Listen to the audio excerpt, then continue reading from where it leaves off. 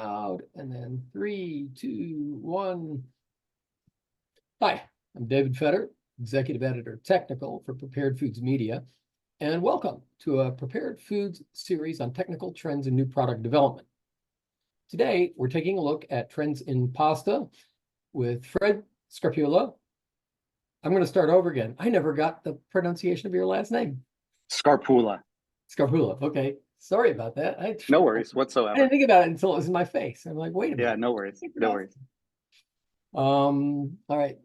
3, 2, 1. Hi, I'm David Fetter, Executive Editor Technical for Prepared Foods Media, and welcome to a Prepared Foods series on technical trends in new product development. Today, we're taking a look at trends in pasta with Fred Scarpulla. He's Chief Culinary Officer for Amy's Kitchen, and they're the makers of healthful organic prepared foods. Hello, Fred. Thanks a lot for joining us today. Great to be here. Now, Amy's, of course, y'all craft much more than pasta. You started with pot pies and veggie burgers, soups, pizza, chilies, sauces. But the thing that made me want to interview you today is you guys use pasta through multiple format styles and shapes, frozen, in soups, long cuts, short cuts, filled, semolina-based, rice-based, tomato-based sauces, dairy-based sauces, pesto sauces, Italian style, Asian style. I could go on, but it really is. It's fascinating how all-encompassing Amy's has become and how pivotal pasta has become to your impressive lineup. So let's jump right into discussing the pasta dishes. And we'll start first. What's your process for ideation when it comes to a new pasta product development? Yeah, our process, it's the same whether it's for a pasta product or any other product. What we're really looking for are those great dishes, that great food that we could make at scale from scratch. So how we go about doing that, we have a large group of guest chefs as well as an internal team that we're constantly bringing through our R&D kitchen to iterate, play with what they think is fun, what they're excited about at any given time. And we're looking for those little gems that make comfort food, classic food that multi-generational families are coming around tables to eat together and enjoy. And those products that we find that meet that criteria and we're able to scale up and make from scratch, we get really excited about. You put a bunch of chefs in the room, you're going to get that excitement. Yeah. And it's good to take advantage of that. Not a lot of people do. Yeah. So hit us with a couple of examples that demonstrate this process. Yeah. A great one is our 3-cheese kale bake. This is a cheesy, savory, delicious bowl that actually my uncle created. He's part of our guest chef network. Wow. And it starts with our cheese sauce that we make for a number of different products. And that starts with flour and butter that we turn into a roux, very traditionally. We add fresh milk from a local dairy. And when we get about half of that milk in there, we start adding our fresh grated English cheddar cheese. This is outstanding cheese coming from England, from an outstanding dairy, aged 12 to 16 months. Wow. Yeah, it goes right into the sauce. And once that starts to melt, we finish it with the right amount of milk, a little bit of salt. And then actually for this product, we make our own in-house chili sauce, this very slightly spicy, vinegary, almost think like an Amy's version of a Tabasco sauce that we just put a little bit into to really brighten up that sauce and really make it pop. So once we have that sauce ready, we're mixing that with some in-house gluten-free fusilli, some kale, and then these gluten-free breadcrumbs that we make that, it's a outstanding bread recipe that we make. It's fermented for over 24 hours.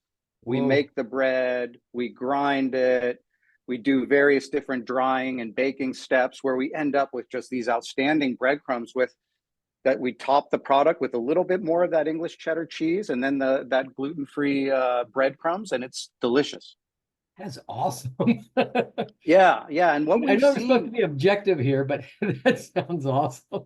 yeah, it's delicious. It's worth a try. And what's interesting to me always is what I've seen in the industry is very different than that. What I've gone to, met colleagues and gone to different facilities, what I see most people doing for a cheese sauce, you get powdered milk, powdered cheese, a starch, you add that together in a slurry tank with water, And that is how people make cheese sauce in the industry.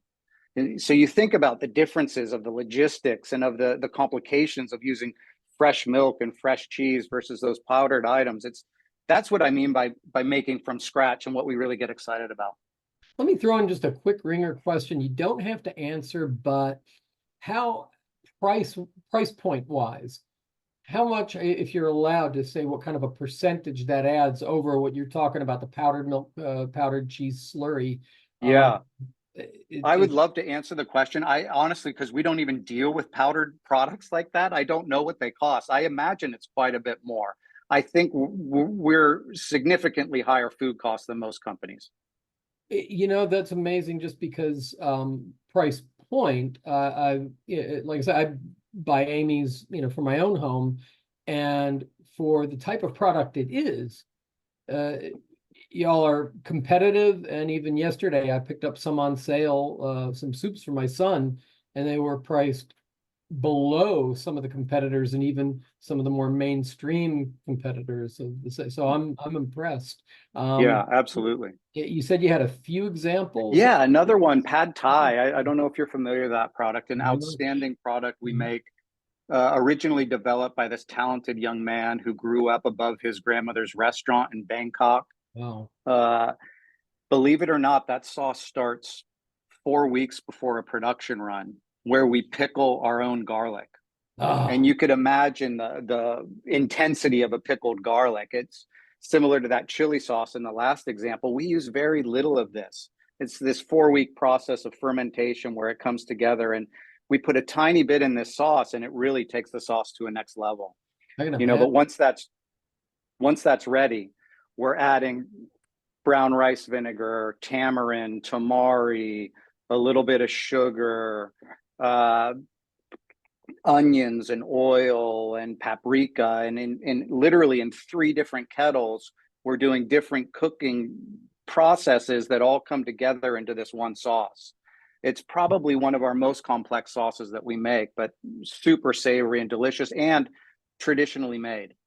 It sounds like one of the things that's always impressed me about the Thai food that people from Thailand brought over to America is how authentic they kept it when you compare it to other ethnic cuisines that Yeah, use a lot in the translation, and you don't have so much of that with Thai cuisine. The Thai food I've had in Thailand is just like the Thai food I've had in Thai restaurants yeah, in America, and apparently what I get from Amy's. yeah, no doubt. So we take that sauce and we cook off some organic rice noodles that we buy from Thailand. We add a bunch of vegetables to the plate, and then these cashews that we roast in house to finish the plate. And it really comes together as an outstanding dish. Wow. Again, what I see in the industry, if you wanted to make a dish like that, most companies are calling up a flavor house. And what they get back is a mixture of some freeze dried ingredients, some flavoring, some oils that they'll again mix with some starch and water, and that would become their pad thai sauce. That's just not how we operate and not what we're into. So now, it kind of feeds into my next question because you've kind of answered it, which, I was going to ask, when you prepare a pasta, are you making your own noodles or purchasing them? And it sounds like a combination of the two. Um, so yeah, what does drive that decision? Where do you say, you know what, we're going to make our own pasta for this one, or you know what, we're going to buy Yeah, noodles for this one? yeah, When that's do a great you question. flip the coin? Yeah, it's not so much of a coin, believe it or not. Other than that pad thai noodle, that's the only thing we're buying that's dry right now. Oh, wow. Everything else we're making fresh in house because we just find that fresh is much better than dried product, with the exception of that pad thai noodle. And I don't know, I've been working on it and I haven't cracked the code yet, but there's something about the drying process that allows it when it's cooked. It's tender, but it has a little bit of a chew. And I Okay. haven't been able to replicate that with the fresh product. So, we're perfectly happy to go ahead and buy it from Thailand, and it works great for us. So, If it's, I've been to the noodle manufacturer, largest noodle manufacturer in Thailand. It's north of Bangkok. I, mhm. I mentioned them because, although there are dozens, they're the largest. So most of the people who are buying Thai noodles from Yeah, Thailand are getting them from that factory. And they you know, they do a lot of custom manufacturing, so you can get half a dozen different brands, but they're the ones making it. And what impressed me was the factory was clean as a whistle.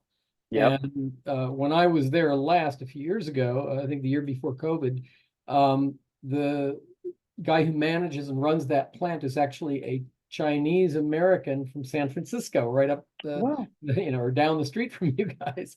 So, and really neat guy, really neat factory, and they, like I said, clean as a whistle. yeah, So and they make an exceptional product. I wouldn't be surprised if that's our supplier, but it's great product something coming out of like, Thailand. yeah, they supply something like 3/4 of the Thai noodles that come to America. So Yeah. it's a good chance. Good chance. I mean, to fully answer your question, though, real quick, I mean, there are times where we would pivot to buying dry based off our capacities and our capabilities within our fresh lines. So over the years, you know, maybe we'll go buy dry macaroni in case we wanted to use the capacity for something else. But we have the ability to make everything fresh, and currently are making everything fresh except for that pad thai noodle. Oh, wow. So, when, you know, when you do buy these noodles, whether the ones you mentioned that are, you know, you rarely have to buy, or the Thai ones that you buy regularly, um, do you contract for like a customized parameters, or do you Very just, much so. Yeah. okay. Always custom, you know, thicknesses, shapes. It's all pasta is so delicate. It has to be very specific to be consistent. And so you have to have very tight specifications both for the pastas and for the ingredients that you use to make your pastas. Oh, absolutely. I'm a Texan, and in my chef days, you know, running large restaurants, I remember one time, it was a summer, and I made my own pastas for my restaurant. And for some reason, the recipe I made for years for just a semolina pasta wasn't working. And I'm trying, and trying to balance the flour with the semolina, the water level, the this and that. And finally, literally hours and stress as we came to the, you know, serving time, I called a couple of my chef friends in the same, you know, area and said, I need your help.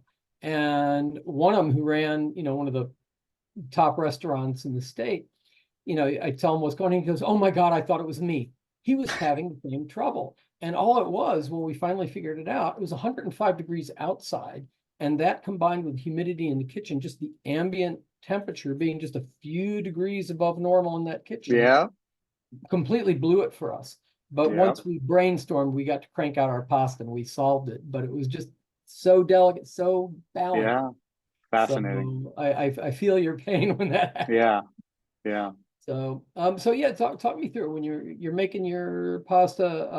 Are you using do you have a particular type of semolina or other flour that you use? Do you use one type, two types? I'm sure it's something Yeah. different for each one, but On our wheat line, we're using, depending on the product, either an all-purpose flour or a semolina flour, and occasionally we're adding a little bit of a whole durum wheat mm, to a few of our products. And, you know, depending on the product, it's either one or a combination of those. And then on the gluten-free side, by and large, it's just straight organic rice flour. But we do have a couple products that we do organic rice flour with some flour and soy flour.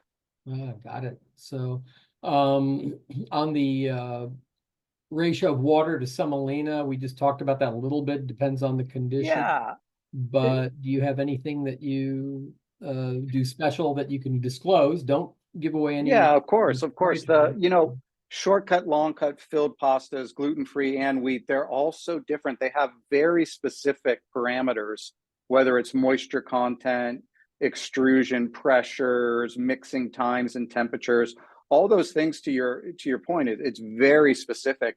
Even how we store the flours, the temperature that we're storing our flours in can really impact the process. So all those aspects are controlled and very specific depending on the product that we're making. Yeah, the temperature and humidity for storage. It's a huge Humidity for issue. sure. Huge. So, what other? Well, actually, let's talk about the actual dishes. So, what changes or adjustments do you make when you're crafting a pasta-based or pasta-inclusive product? You know, it's like frozen versus canned. Yeah. You know, so for a soup, Yeah. In a lot of ways, it's simpler than maybe people would think. Weirdly, for a frozen dish, you're really thinking about that final consumer cook. That's where you want the pasta to be just right. Mhm. And so to do that, to accommodate for the freezing process and then the reheating process, you're cooking your pastas to 85 or 90% cooked, so that that last 10% cooks in the bowl. And so what you need to do is make accommodations with moisture in the sauce or in the product, so Right. there's something for that pasta to absorb. Yep. Yep. Uh, Yeah. Canning is different. Canning, you could almost imagine that can as a little pot on your stove of cooking pasta. You know, the whole thing cooks inside there. And Mhm. so we put always uncooked pasta into that can. Oh, really? So So it no has an op parboiling at all? no, no. It has an opportunity to absorb the flavors that are in that soup, and then also not get so overcooked, because again, it's cooking in that soup. Right. And Well, that it's cooking in process, the can and then in the pot at home, and mhm. exactly. Yeah. And so you have to make a larger adjustment for water in something like that, because that pasta is going to absorb quite a bit more than that 90% side in the frozen. Right. Right. But once you make those adjustments, it works out. Okay. So now, you said you don't rely a lot on ingredient suppliers, and I'm sure you have some, especially, for the macro Oh, ingredients, but yeah. how do they influence your process of creating a new pasta product or maybe reformulating one that's already in your portfolio? Yeah, well, to be clear, we depend heavily on our raw material suppliers. I think specific to pasta, once we have it formulated, what it's really about those crop year changes. Like when you're in a crop year, it tends to be very consistent with your moisture, your extrusion, all the different parameters. But when you switch to a new crop year, there could be pretty big changes. So we stay tight with our suppliers on the pasta side to know when that's coming, so we could have a group there focused on it. And but to your point, the issue you were having at the restaurant, you could imagine us for a couple weeks during that transition time of Um, like yes. dialing all the little things to make sure it comes out right. Um, That but is fun. yeah, stepping back further, raw materials, when you're making products from scratch like we do, raw materials end up being 70-80% of the quality of the product that we're putting out there. So we have long-term relationships with our suppliers. We're intimately involved in what's being planted, when it's being harvested, how it's being processed afterwards. And all that allows us to really continue to make the highest quality products we can. Wow, excellent. So are you purchasing globally, like semolina from Italy, from North Dakota, or are you? Yeah, we try and stay as local to our factories as possible. But we won't hesitate in English cheddar and these Thai noodles. If the right product is from around the world, we're going to go get it, because ultimately we want to make the best possible food. But first pass, we're always looking in that local network to see if we could get it locally. Gotcha. So you're taking it all the way back to the agriculture. That's pretty impressive. Yeah, what's in the field and what's growing and when are you going to harvest it? Wow. Yeah. So what would you say then has been the most important development in pasta products in general within the past few years? And how has it impacted the Amy's product development team? But I'm going to throw a caveat in there, because something you Yeah. mentioned about seasonal fluctuations, it occurs to Hmm. me that for something like pasta, and I hope our audience members are really paying attention right now. This is where climate change can actually have an impact because of Yeah. the fluctuations of seasons going on right now, Yeah. all over the wall. Yeah. So, what do you think has been the most development, let's say, outside of that in pastas, over the years? And then again, the impact on your product development team.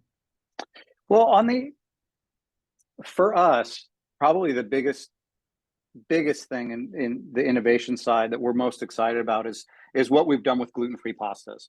Gluten-free pasta historically has never really had an equal or better than experience to wheat.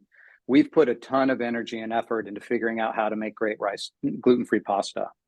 And we really feel like we cracked the code there. And so now, as we're developing products, we could go wheat or gluten free and feel like our customers, it's not going to necessarily be a gluten free customer that's going to want it or not.